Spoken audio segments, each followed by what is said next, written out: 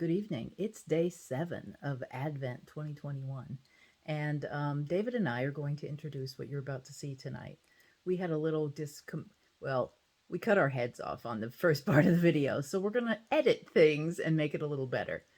What you're about to see is day 1 of a 2-part series. So you're going to get part 2 tomorrow, where David is going to share with you his stupendous his delicious shortbread.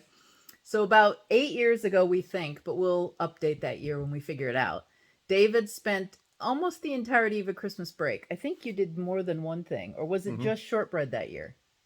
I'm trying to remember. He has these moments where he perfects a food item. And we've been through bread, and we've been through shortbread, and we've been through macarons. Yeah. I remember those clearly. I think there have been other ones. Well, like there was steak one year. But I can't remember if the bread and the macaron was the same year as the shortbread or if it was a different year. Because, you know, all that good food just blends into one. But what David did is over the course of several days, he made shortbread every day.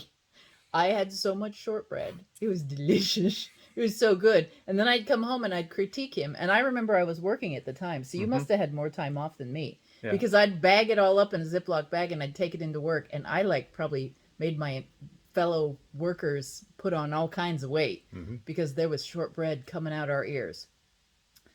But the shortbread perfection process, what things did you play around with? Well, there's the fat to sugar ratio. Yeah. The things you might add in like vanilla and salt. There is the type of sugar. Do you use powdered sugar or granulated or coarse granulated? The type of flour. Pastry flour is best. It turned out that you could use higher gluten, lower gluten. That nasty softer silk stuff, don't use that. This year we're going to do no wheat, so we'll let you know. Yeah. We may have to do like one batch of wheat, one batch of no wheat, just so we can tell the difference. But we're trying not to eat wheat, so that's this year's experiment. Yeah, and then there's how you cook it. So shortbread law says, oh, you need to cook it very low and slow so it never gets, never browns.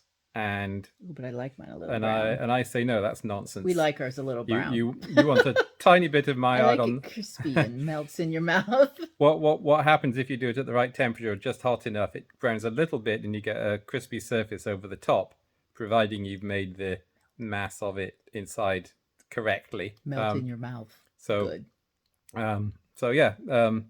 There's a bit of a trick to that, which we'll go over in the video when we cook it, which will be tomorrow. Yeah. So tonight, it's all about creaming the butter and the sugar together and prepping it for the overnight rest. Right. And that will commence. You just won't see our heads, but you're going to see us cooking. Yeah. Okay, so you want 2-to-1 sugar to butter. So 8 ounces of butter and 4 ounces of sugar. I'm doing a double batch, so we've got 4 sticks of butter and 8 ounces of sugar.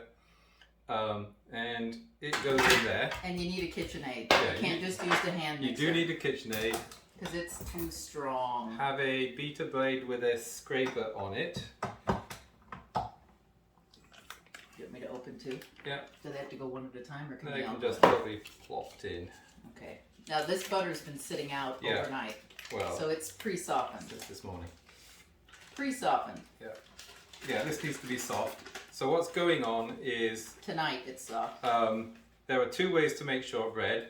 The one, you go for discrete lumps of butter, hard butter, mixed in with the sugar, so it forms this non-uniform like distribution. A pie crust, where you do pea size. To make it crumbly.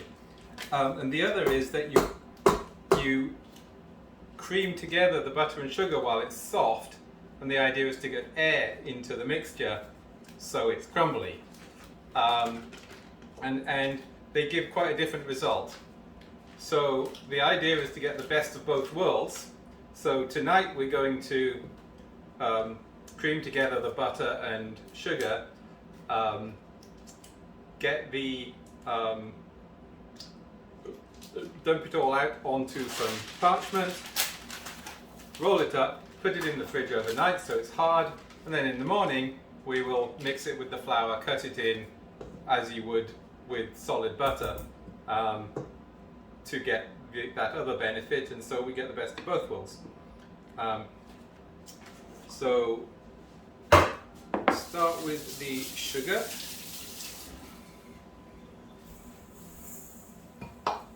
All the sugar, there we go. And the two other things hiding here are some salt, so half a teaspoon of salt. Again, I'm doing Per batch? Yeah, per batch. So this is 1 teaspoon, and there will be a teaspoon of vanilla, so we'll be putting 2 of these in the double batch. So let's... I'll quiet you down so you don't hear this. We haven't used this in a while.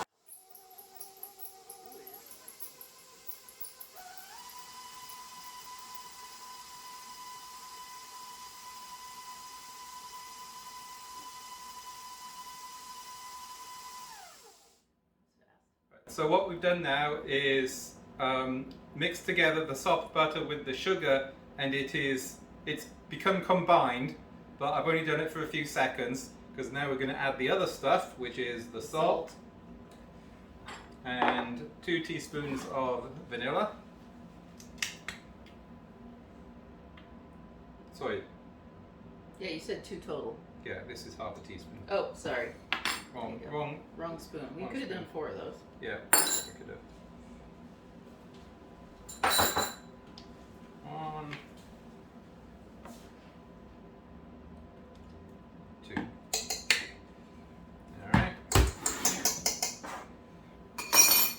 And then we are going to let this run for about 2 minutes on fast. First we'll do it slow to combine the bits together, and then we'll just leave it running fast.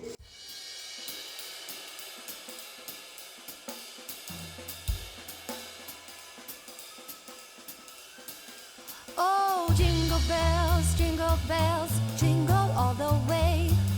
Oh, what fun it is to ride in a one-horse open sleigh. Jingle bells, jingle all the way. Oh, what fun it is to ride in a one-horse open sleigh. Dashing through the snow in a one-horse open sleigh. Over the fields we go, laughing all the way. Bells on bobtails ring, making spirits bright. What fun it is to laugh and sing a sleighing song tonight. Oh, jingle bells, jingle all the way. Oh, what fun it is to ride in a one-horse open sleigh. Jingle bells, jingle all the way. Oh, what fun it is to ride in a one-horse open sleigh.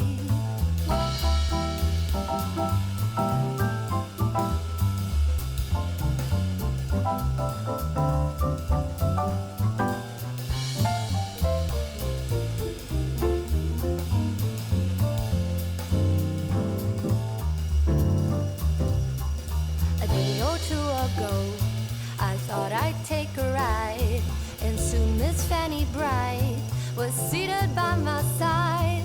The horse was lean and lank, misfortune seemed his lot. We got into a drifted bank, and then we got upside. Oh, jingle bells, jingle all the way. Oh, what fun it is to ride in a one-horse open sleigh. Jingle bells, jingle all the way. Oh, what fun it is to ride in a one-horse open sleigh. Oh, what fun it is to ride in a one-horse open sleigh.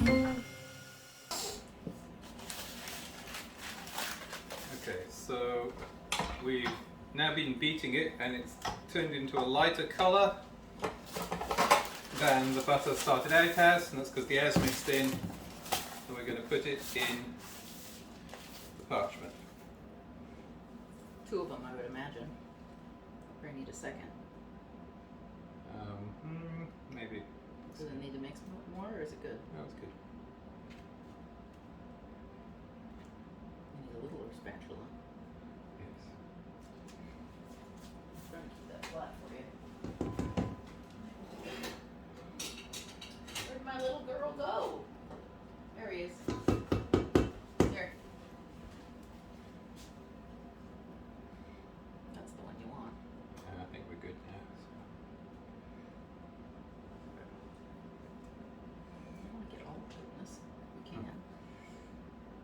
This is not really, well, it probably tastes good.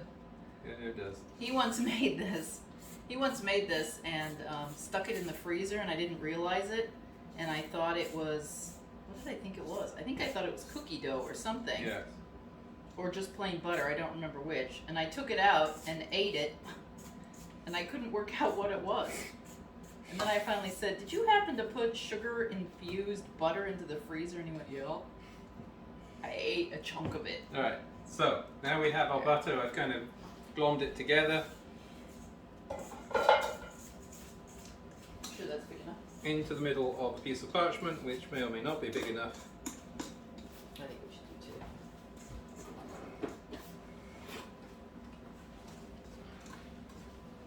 Freeze faster too. Well, we don't freeze it, we just put it in the fridge. Fridge. It will cool faster.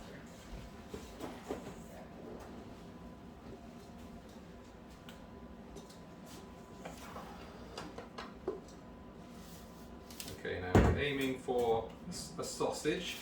Why don't you plop them? Plop them, plop. Yeah, let me Give me a plop. get this.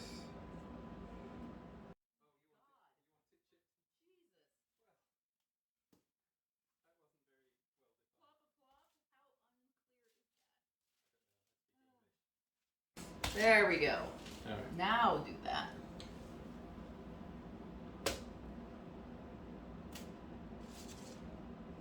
Alright, now I don't have a sausage shape anymore. You can make a sausage. Do it like this. Yeah. As a kid growing up, we used to make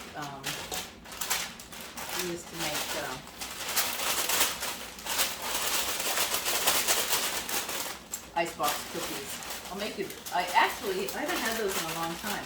I actually will make those for you for the Christmas cookies because they're tasty. They're like a spice cookie. Go. This is what you get when you're an experienced baker versus new school,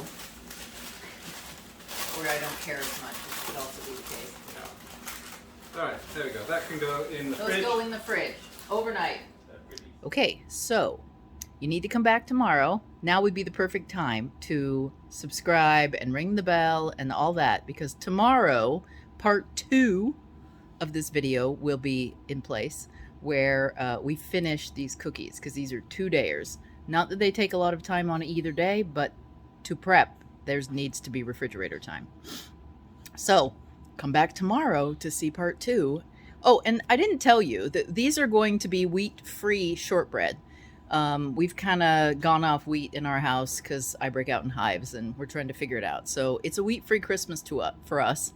And we are making shortbread wheat-free. So we'll also be able to see if tomorrow, when we use our wheat-free flour, if it works and if we get the same crumble and crunch. Chemically speaking, it should, but we'll let you know. All right, see you tomorrow. Bye.